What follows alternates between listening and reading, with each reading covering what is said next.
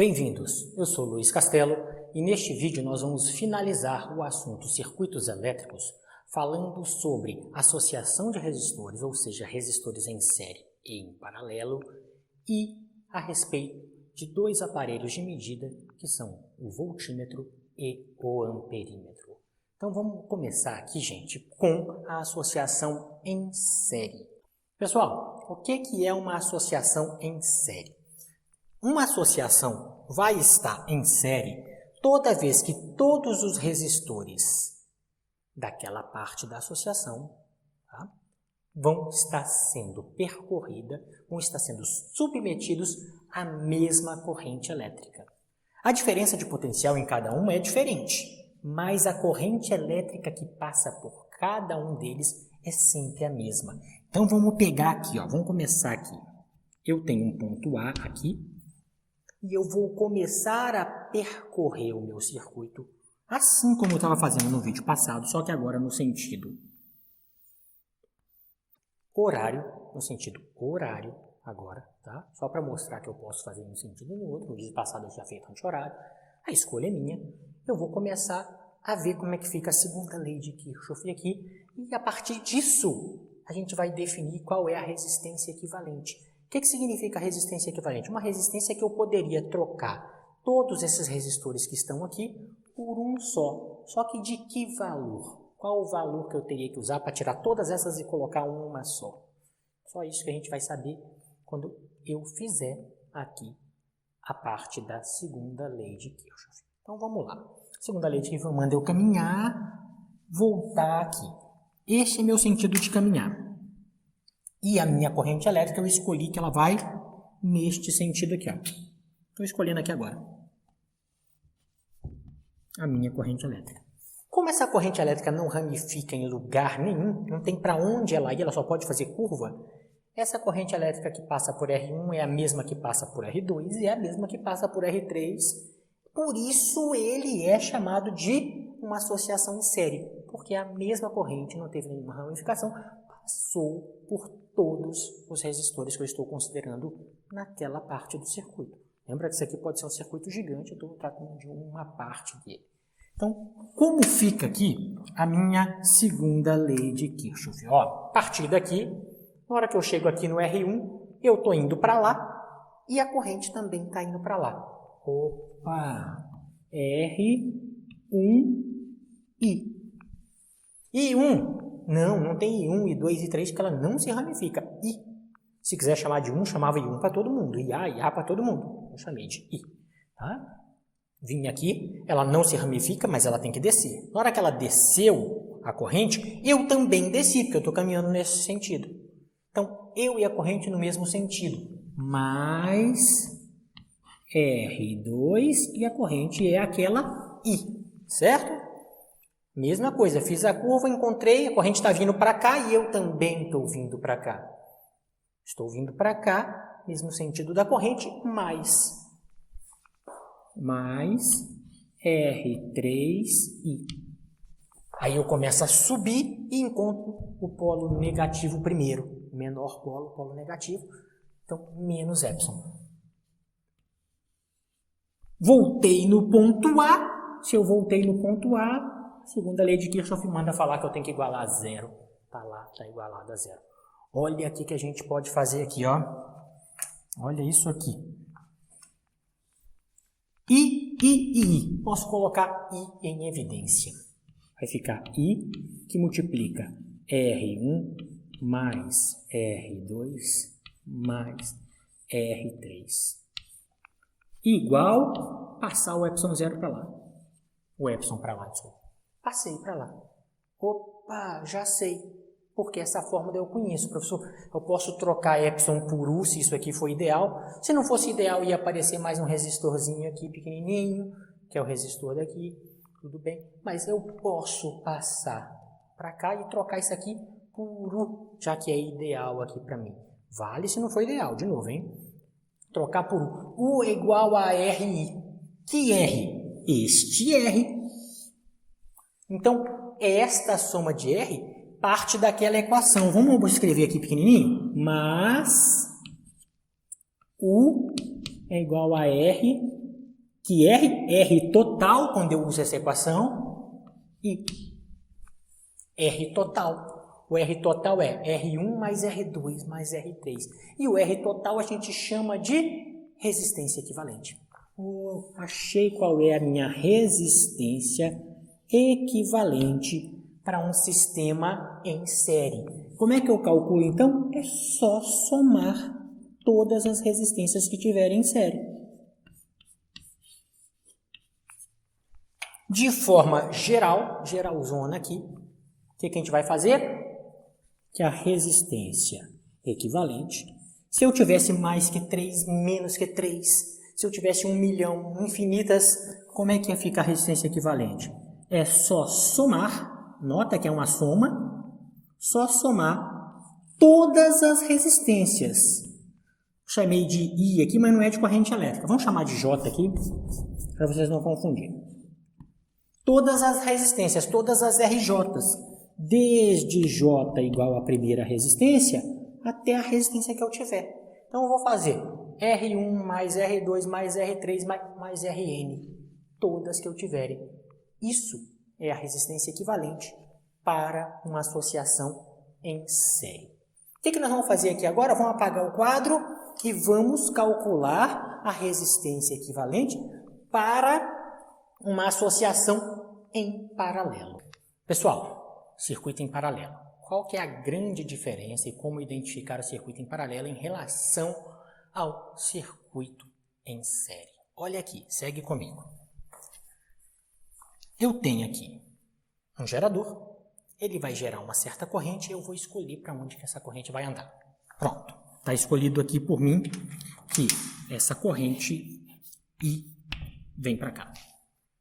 Então, essa corrente I, a partir deste ponto, que eu vou chamar de A, faz uma curva. Ainda é I.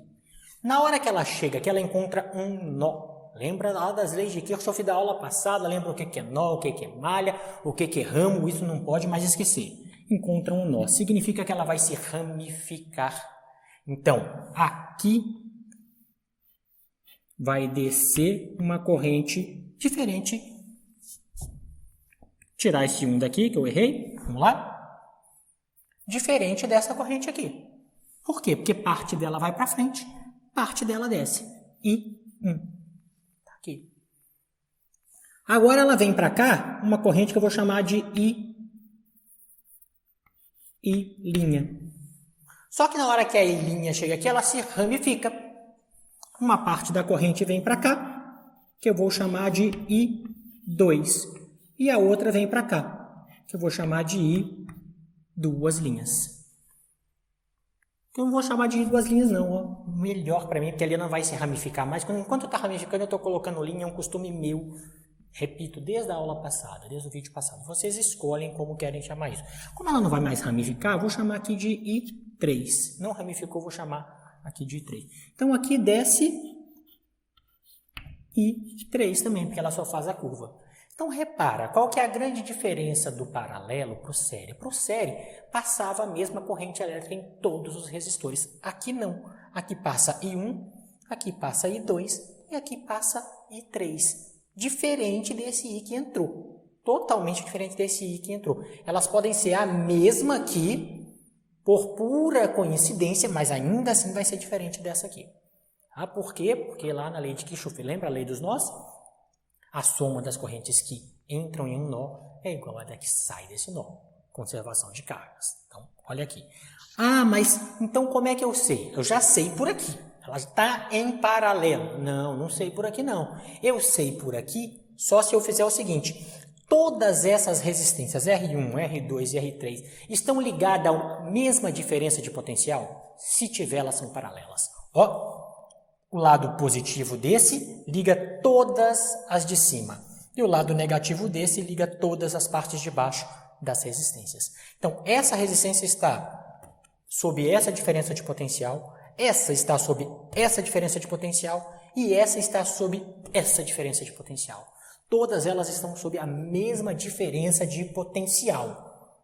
Enquanto em série elas serão percorridas pela mesma corrente, aqui elas têm que estar sob a mesma diferença de potencial para ser considerada em paralelo. Tudo bem? Então vamos ver como é que a gente equaciona esse negócio em paralelo aqui e depois de equacionado, a gente vai achar qual é a resistência equivalente do sistema. A resistência que eu posso trocar aquelas R1, R2, R3 por uma só de qual valor?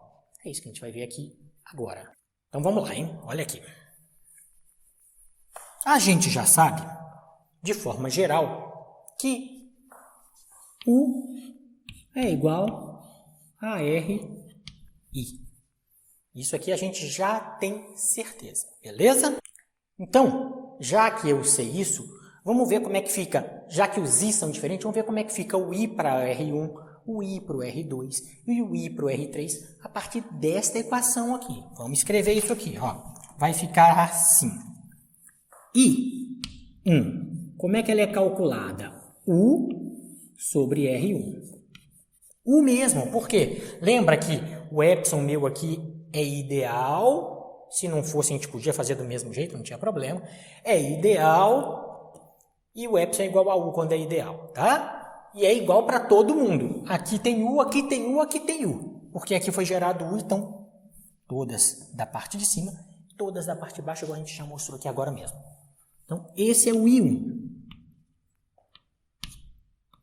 O I2 vai ser U sobre R2. E o I3 é igual a U sobre R3. Só que, pessoal, lei dos nós. Lei de que eu falei, não pode mais esquecer. Se eu somar aqueles 3 I's, vai me dar o I de entrada. Esse I é que se ramificou em I1, em I2, em I3. Ele se ramificou nisso aqui.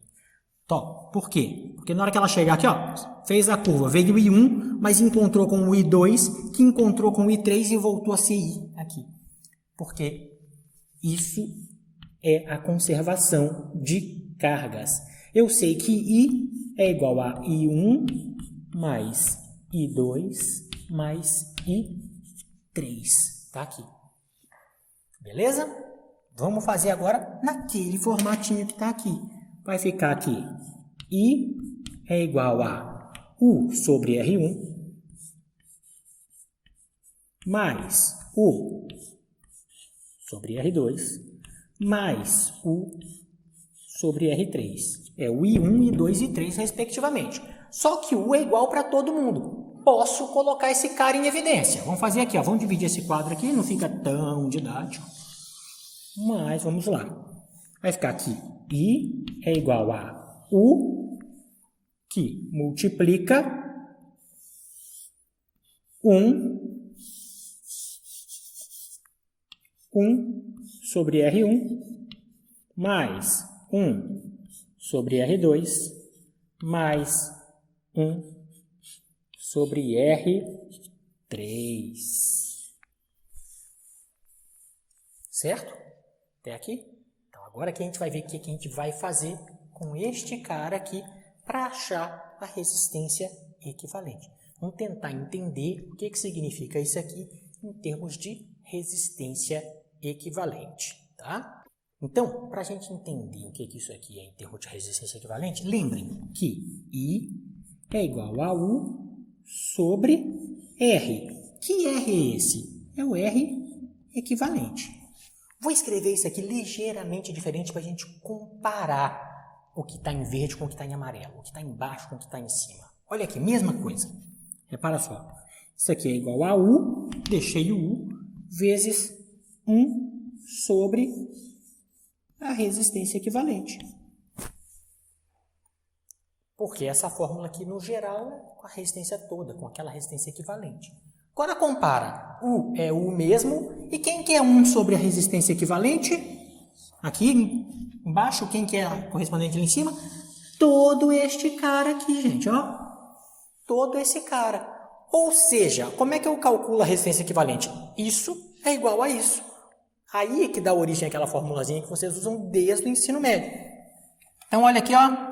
ficou aqui 1, por comparação, hein? 1 sobre a resistência equivalente é igual a 1 sobre R1 mais 1 sobre R2 mais 1 sobre R3. Para esse circuito meu ali. Aí se o circuito for mais geral, se tiver N resistores, como é que a gente vai fazer essa coisa? Assim, segue aqui. Vai ficar que 1 sobre a resistência equivalente é igual, é uma soma, coloco o símbolo de somatório. Quem que eu estou somando? 1 sobre os vários R's, que a gente chamou de RJ para não confundir com a corrente elétrica, desde J igual a 1 até o enésimo termo, até a enésima resistência. Então, esta é a equação que me permite somar, ou, na verdade, encontrar a resistência equivalente de um circuito em paralelo. Então, tenham bastante em mente quando um circuito é em série e quando um circuito é em paralelo. Quando ele é em série, a mesma corrente elétrica passa por todos os resistores. Quando ele está em paralelo, todos os resistores estão submetidos à mesma diferença de potencial. E é dessa forma, quando eu trabalho assim, ó, a primeira eu fiz a lei de Kirchhoff, aqui eu não precisei fazer a segunda lei de Kirchhoff. Na primeira eu fiz a segunda lei de Kirchhoff e aqui eu usei a primeira lei de Kirchhoff, ó. Então, cada um eu usei uma lei de Kirchhoff para poder mostrar para vocês as equações que permitem calcular as resistências equivalentes. Então, agora a gente vai ver o último pedaço aqui da nossa matéria a respeito de circuitos elétricos, que é o que é um amperímetro e o que é um voltímetro e como ele tem que ser inserido no circuito elétrico. Então, vou apagar o quadro e a gente vai ver como é que isso se comporta e é bem pequenininho, bem rápido para a gente encerrar circuitos elétricos.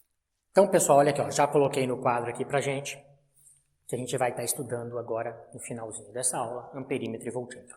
Vamos identificar cada um e a gente vai entender por que está aqui. Então, vamos imaginar que eu tenho um circuito aqui com a bateria não ideal agora. Botei um Rzinho aqui só para falar que eu coloquei, não vamos nem utilizar ela.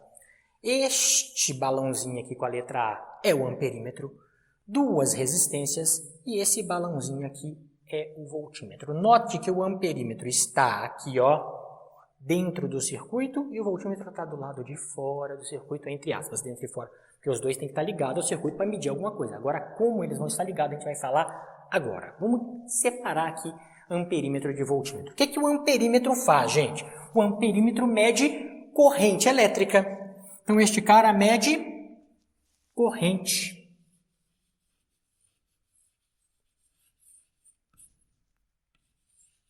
elétrica. Então, o que é um amperímetro? É o aparelho utilizado para verificar a corrente elétrica que passa por um circuito ou por parte desse circuito. Tudo bem? Então, tá aqui. Como esse cara tem que ser ligado no meu circuito? Ele tem que ser ligado em série com a parte do circuito que eu quero medir a corrente elétrica que passa por ali. Então, eu tenho que inserir ele em série, ele tem que pegar a mesma corrente elétrica. Se eu quiser saber a corrente elétrica do circuito todo, não adianta eu ter algo em paralelo e colocar em um dos resistores. Eu teria que colocar ele aqui, se tivesse mais resistores em paralelo aqui. Se eu quero saber a corrente em cada resistor, eu vou lá e coloco ele em série com aquele resistor. Tudo bem? Como esses dois resistores aqui estão em série, qualquer lugar que eu colocar esse amperímetro aqui, aqui, aqui, aqui, vai medir a mesma coisa. Mas se tivesse em paralelo e quisesse do circuito todo, eu colocaria ela aqui e saberia qual era a corrente elétrica do circuito todo. Se eu quiser saber do R2, colocaria em série com o R2. Você imagina que o R1 tivesse paralelo aqui, colocaria em série com o R1. Então, ele tem que estar em série com aquilo que você quer medir. Então, ele tem que estar em série com aquilo que eu quero medir. E a outra coisa, a resistência elétrica, porque todo equipamento elétrico vai oferecer uma certa dificuldade à passagem da corrente. A resistência elétrica daquele cara ali, daquele evento, tem que ser muito baixa. Então, a resistência elétrica é muito menor do que 1. Digamos assim, só para falar que é muito pequena, tá? Muito menor, com 0,00000, alguma coisa bem pequenininha. Bem pequenininha. Por quê? Porque se a resistência elétrica for grande ali, eu atrapalho a minha medida da corrente elétrica. Porque como é que eu meço corrente elétrica? 1 é igual a RI. Se eu tenho um R grande ali, eu estou medindo dentro do próprio resistor. Dentro do próprio amperímetro. E eu quero medir a corrente no circuito. Eu não quero que ela atrapalhe a circulação de corrente pelo circuito. Então esse cara aqui, ó, muito menor que 1, significa desprezível.